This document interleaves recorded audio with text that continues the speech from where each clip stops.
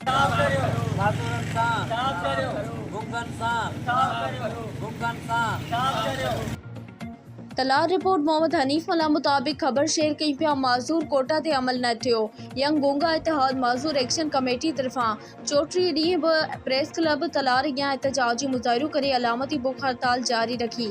अलामती बुख हड़ताल ते समाजी अॻवान नबी बख्श गोपांग शर्जील चारण ऐं ॿियनि पारां अलामती बुख हड़ताल जी हिमायत कंदे चयो त माज़ूर ऐं गुंगा 34 ॾींहं खां मुसलसल सरापा एहतजाज बणियल आहिनि। 19 रमज़ान अल मुबारक जा रोज़ा गुज़री विया आहिनि पर चूंडियल नुमाइंदनि समेत केर बि हिननि जी सार नाहे लधी। माज़ूर कोटा ऐं माज़ूरी वज़ीफ़ो हुजण बावजूदि हिननि माज़ूरनि खे वज़ीफ़ो ऐं कोटा तहत नौकरियूं ॾिनियूं वञनि।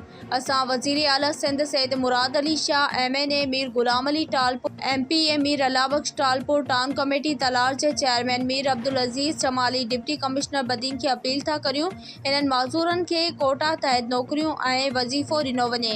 हिननि माज़ूरनि गुंगन में फैलियल बेचैनी ख़त्म कई वञे।